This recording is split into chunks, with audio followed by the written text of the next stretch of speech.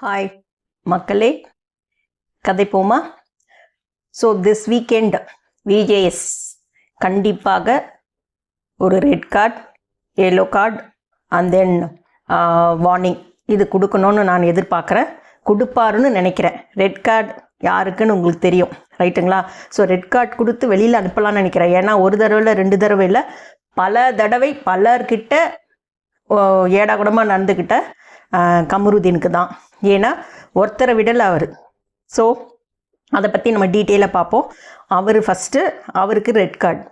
அதுக்கப்புறம் பாரு இப்போ வர அவங்களுக்கும் கமருதீன் கூட சேர்ந்தா என்னன்னு தெரியல, இன்னும் கொஞ்சம் அதிகமாக ஆகிடுச்சு. வாய் ரொம்ப பேசுகிறாங்க, ரொம்ப எல்லாரையும் தரைகுறவாக பேசுகிறாங்க. அதுவும் பர்டிகுலராக திவாகரர் கண்ணாமினான்னு பேசுகிறது. அது ஒருத்தரை சாப்பிடும்போது அவங்க சாப்பிட்றத வச்சு அவங்க சாப்பிடும்போது பேசுகிறது, அவங்களை ட்ரிகர் பண்ணுறது, இரிட்டேட் பண்ணுறது, அது ரொம்ப அதிகமாகிடுச்சு. ஸோ அதனால் அவங்களுக்கு எல்லோ கார்டு. அதுக்கப்புறம் எல்லோ ஸ்ட்ரைக் கொடுக்கணும். அதுக்கப்புறம் வார்னிங் யாருக்குன்னா எஃப்ஜேக்கு. என்னென்னா, ரேப் பாடும்போது தாங்க நம்ம பாடி லாங்குவேஜ் அப்படி இப்படின்னு இருக்கணும், ரைட்டுங்களா? பட் அவர் பேசும்போதே இன்னும் ரேப் பாடுற மாதிரி பண்ணால் அது மற்றவங்களுக்கு கண்டிப்பாக ட்ரிகர் ஆகும், இரிட்டேட் ஆகும். நல்ல காலம் நானும் பிக் பாஸ்க்குள்ளே இல்லைங்க, இருந்திருந்தேன்னு வச்சுக்கோங்க, சும்மா செலம்பெடுத்து தான் ஆடிருப்பேன்னு நினைக்கிறேன், ரைட்? ஸோ அந்த அளவுக்கு அவர் பண்ணுறதை பார்க்கும்போது நம்மளுக்கு இங்கே டென்ஷன் ஆகுது. ஸோ நீங்கள் நம்புங்க, 9:30 to 10:30 தான் பிக் பாஸ் டைம். ஆனால் நான் 10:30க்கு மேலே 11க்கு மேலே தான் பார்க்குறேன். ஏன்னா யாருமே எங்கள் வீட்டில் பார்க்குறது இல்லை. எல்லாம் முடிச்சுட்டு போன பிறகு தான் நான் தனியாக உட்காந்துட்டு பார்க்குறேன். அதுவும் விண்டோலாம் சாத்திடுறாங்க இப்போல்லாம் வர. ஏன்னா நான் இருக்கிறது அப்பார்ட்மெண்ட்டில், ரைட்டா? ஸோ எப்பயாவது சண்டை, கத்தல், கலாட்டான்னா பரவாயில்ல. இந்த பிக் பாஸில் டெய்லியே அதான் நடக்குது. ஸோ அக்கம் பக்கம் அதை ஃப்ளாட்மேட்ஸ்லாம் குரூப்பில் உடனே போட்டுருவாங்கல்ல, சத்தமாக இருக்குது, வால்யூம் ரெடியூஸ் பண்ணுங்கள், அப்படி இப்படின்ட்டு. ஸோ அதனால் வேறு வழி இல்லாமல் நான் விண்டோ டோர் எல்லாத்தையும் க்ளோஸ் பண்ணிவிட்டு சைலண்ட்டாக உட்காந்து பார்த்துட்ருக்கேன். ஸோ அந்த அளவுக்கு இந்த சீசனில் ஒன்றுமே இல்லை, சண்டை. ஸோ அது மட்டுமே தான் கண்டென்ட்டுன்னு நினச்சிட்ருக்காங்க. அதனால் இந்த வீக்கெண்ட் கண்டிப்பாக விஜய் சேதுபதி அவர்கள் நான் சொன்ன இந்த மூன்றையும் செய்வாருன்னு நான் நினைக்கிறேன். நீங்களும் அதை தான் எதிர்பார்ப்பீங்கன்னு நினைக்கிறேன், கரெக்டுங்களா? ஸோ இந்த பாருக்கு வாய்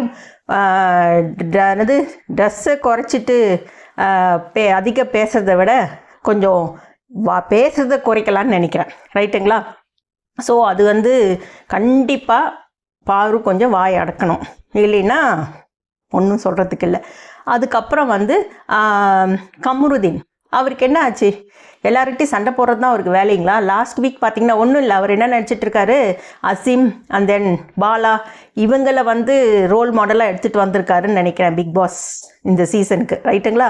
லாஸ்ட் வீக்கெல்லாம் பார்த்தீங்கன்னா அரோரா கிட்ட, ஆதிரை கிட்ட, அப்புறமா சுபிக்ஷா கிட்ட சண்டை போட்டுட்டு இருந்தார். அதை லாஸ்ட் வீக்கே விஜய் சேதுபதி அவர்கள் தட்டி கேட்டிருந்தாருன்னா இந்த வீக்கை கொஞ்சம் அடங்கியிருப்பார்.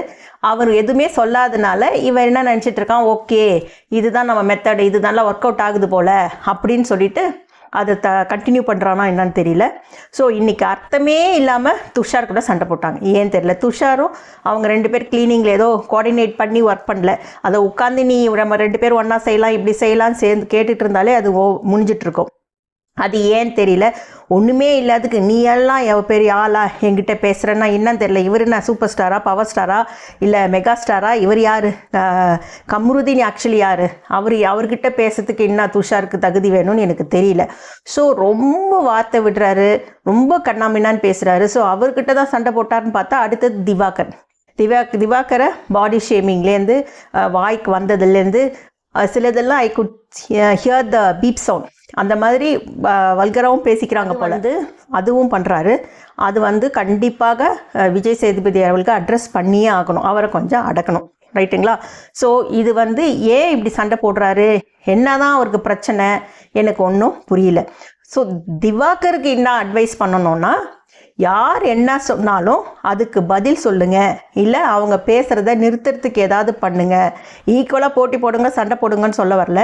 பாரு அவ்வளோ சொல்கிறாங்க, அவர் ஒன்றும் அப்படி ரியாக்ட் பண்ண மாதிரி தெரியல. ரொம்ப ரியாக்ட் பண்ணாலும் நம்மளுக்கு தப்பு, கரெக்டுங்களா?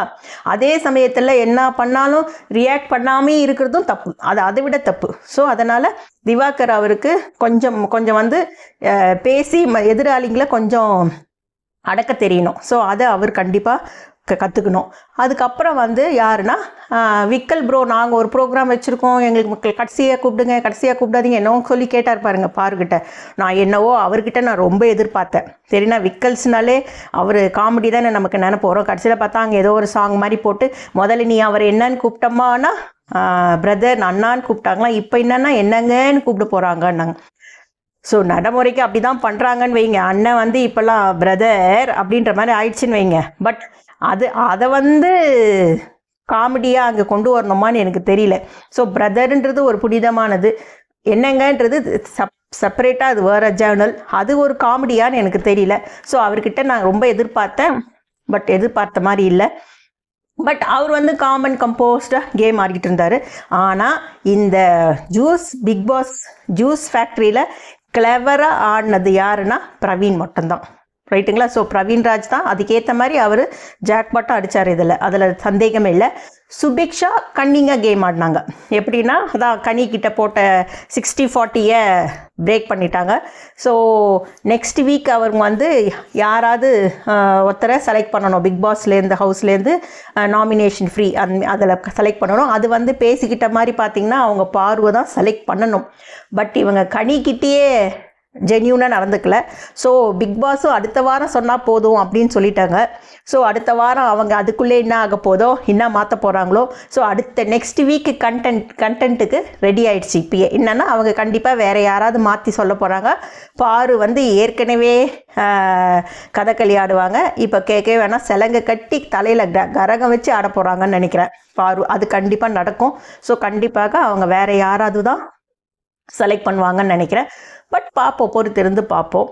அதுக்கப்புறம் வந்து எஃப்ஜே அவர் சொன்னார் பாருங்க, நான் யார் காலையும் பிடிக்கல, நான் சுயமாக பிஸ்னஸ் பண்ணேன், நான் யார் காலையும் பிடிக்கல, எனக்கு அதுக்கு அவசியம் இல்லை அப்படின்னு சொன்னார். பட் அது ஒரு தப்பு இல்லை. பட் இருந்தாலும் கிடச்சதே அவருக்கு 2-3 தான், அதையே மற்றவங்களுக்கு கொடுத்துட்டு அவர் கையில் ஒன்றுமே இல்லை. ஸோ அதுலேருந்து என்ன கருத்து சொல்லலாம் அப்படின்னா, ஒரு வேலை செய்யணும், பிஸ்னஸ் பண்ணணும்னா ஒரு சிலர்கிட்ட நம்ம கொஞ்சமாவது நம்ம ப்ரெஸ்டீஜ் பார்க்காம ஆட்டிடியூட் காட்டாமல் நம்ம இருந்தால் தான் நம்ம பிஸ்னஸை கொஞ்சமாவது செய்ய முடியும் அப்படின்றதுக்கு இது ஒரு எடுத்துக்காட்டு. பட் ஆனால் அவர் வந்து பாரு இருக்கிறதுனால மட்டும்தான் அவர் அந்த மாதிரி செய்தார். தவிர அந்த இடத்துல வேறு யாராவது ஆதிரையோ அதாவது கியூஏல வந்து குவாலிட்டி செக் பண்ணுற கியூசி வந்து இவங்க இல்லாமல் பாரு இல்லாமல் ஆதிரையோ இல்லை விக்கல்ஸோ இல்லை கலையரசனோ இவங்கெல்லாம் யாராவது இருந்தால் கண்டிப்பாக இப்படி இருந்திருப்பாரான்றது டவுட்டு தான். ரைட்டுங்களா? ஸோ அதை பாரு இருக்காங்கன்றதுனால தான். பட் அவரும் ஒரு ஸ்ட்ராட்டஜி யூஸ் பண்ணார். எப்படின்னா அவங்க 2 பேருக்குமே ஊட்டி விட்டார் பாருங்கள் சூப்பராக. எப்படின்னா பாருவை ஒன்றுமே கவனிக்காமல் இவரை மட்டும் திவாகரை மட்டும் கை அமுத்தி விடுறது, அது ஃப்ரூட்ஸ் கொடுக்குறது, அது பண்ணுறது இது பண்ணுறதுன்னு சொல்லிட்டு அவங்க 2 பேருக்குமே மூட்டி விட்டார். யார்? இது எஃப்ஜே. ஸோ அது கொஞ்சம் கிளவராக இருந்தது. பட் இருந்தாலும் அவருக்கு வந்து அந்த பாடி லாங்குவேஜ் கண்டிப்பாக அவர் மாற்றணும். இல்லைன்னா அதுவே ட்ரிகர் ஆகி அதிலே பிரச்சனையாகி அவர் வெளியில் வரத்துக்கான சான்சஸ் ரொம்ப அதிகம். ஸோ அதுக்கப்புறம் பார்த்தீங்கன்னா இந்த வீக்கெண்ட் அதான் எவிக்ஷன் யார் எவிக்ட் பண்ணுவாங்க அப்படின்னு பார்த்தீங்கன்னா, ஓட்டுப்படி பார்த்தா அரோராவும் ஆதிரையும் தான் ரொம்ப கம்மியாக இருக்காங்க. ஸோ இவங்க 2 பேரில் யாராவது கண்டிப்பாக ஒருத்தர் வெளியில் போகலாம்.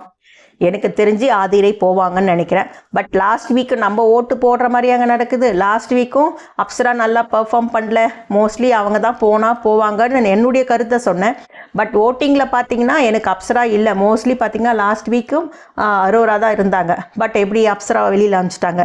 பட் என்னை பொறுத்தவரை பிக் பாஸில் ஃபஸ்ட்டு 2 or 3 வீக்ஸ் வெளியில் வரவங்கெல்லாம் ஜெம்முன்னு நினைக்கிறேன். யாருமே அவங்க உண்மையாக இருந்திருக்காங்க. ஏங்க சண்டை போடாமல் எதுலேயும் இன்வால்வ் ஆகாமல் தான் உண்டு வேலை உண்டுன்னு இருக்கிறது கூட ஒரு நல்ல குவாலிட்டி தானே. எனக்கு இப்போ தான் தோணுது. அதே மாதிரி இன்றைக்கி பாருங்கள், இவங்க 2 பேரையும் அனுப்ப மாட்டாங்க. மோஸ்ட்லி பார்த்திங்கன்னா கலையரசன் வெளியில் போவாருன்னு நினைக்கிறேன். கேம் சேஞ்சராக பிக் பாஸ் பண்ணணும்னு நினச்சா. ஸோ என்னுடைய சஜஷனை என்னுடைய அபிப்பிராயத்தை நான் சொல்லியிருக்கேன். உங்களுக்கு என்ன தோணுதோ அதை நீங்கள் கமெண்ட் பண்ணுங்கள். ஸோ மறக்காமல் லைக் பண்ணுங்கள், ஷேர் பண்ணுங்கள், சப்ஸ்கிரைப் பண்ணுங்கள். டேக் கேர், பாய்.